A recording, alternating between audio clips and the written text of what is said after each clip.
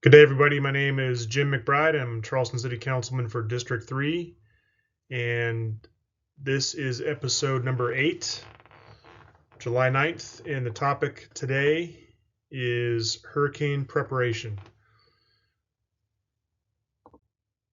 So first I want to let everybody know that if you go to my website, votejimmcbride.com/media, it'll look like this.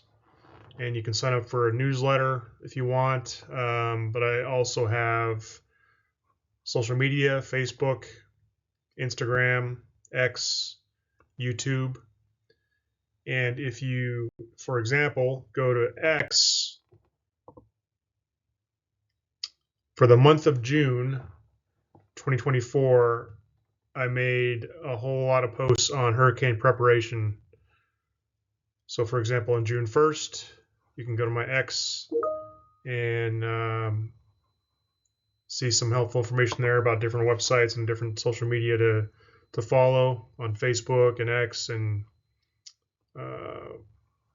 other sites there for the National Weather Service, South Carolina Department of Emergency Management, South Carolina Department of Transportation.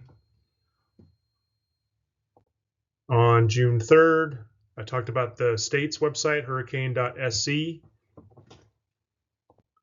On June 21st, I talked about the Know Your Zone website, hurricane.sc/knowyourzone. And you'll see on there that we're Central Coast, so you pick the right zone. So just some examples. If you go and follow my social media and look throughout the month of June, you'll see helpful sites like that on Facebook, Instagram, X, and of course on YouTube. So the main focus of this video is this website right here, www.charleston-sc.gov/hurricane. That's what the rest of this video is going to be about. This is what the website will look like. There's a lot of helpful links on here that will take you to a lot of really good information. I'm going to focus today on basically one new county hurricane guide. It's a newly updated guide that I want everybody to get their hands on. It comes in English and Spanish. And if you click on it, it downloads a PDF of that guide. So I'm going to go through a summary of the English version, not every single page, but just some of the highlights. So there's a table of contents. The guide will have important phone numbers, what to know about hurricanes, prepare for a storm, know your evacuation zone, hurricane information, transportation information, what to do after a storm, and high wind bridge procedures and social media. So what I recommend is download the guide and print off the whole thing, but definitely print off this page and tape it to the back of your pantry door or somewhere where everyone in the house can get access to it. A lot of really good phone numbers there to have at your fingertips. This page just talks about the different categories of hurricane, the different wind speeds, and some really helpful phone numbers. Again, have that printed off, easily accessible, entered in your phone's contact list. This phone number is for community information line that will be active during a hurricane. And there's a Spanish phone number for Spanish speakers.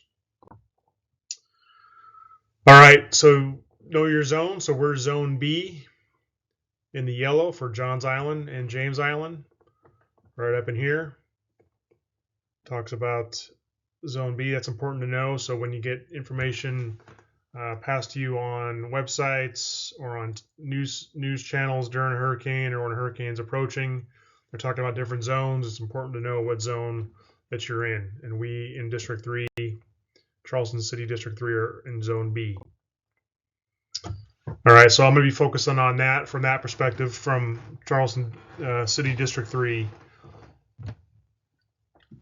But if you live elsewhere, obviously pay attention to your portion. But I'm focusing on Johns Island, Kiowa, Wadmalaw, and Seabrook Islands. So for the evacuation routes for all those areas, they want you to take Maybank to Bohicket or Main Road to US 17 towards the Limehouse Bridge. They do not want you to go over the Stone River Bridge on Maybank going towards James Island. That's going the wrong direction. So assuming all the bridges are open and there's no major obstructions, the way you're going to go is north on Main Road up to Highway 17.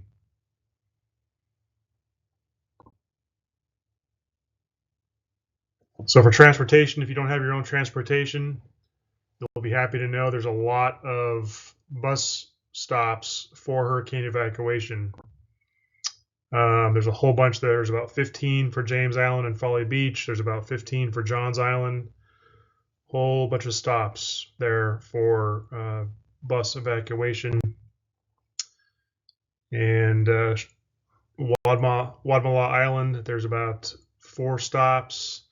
And again, for all these stops, you're going to be looking for that sign right there.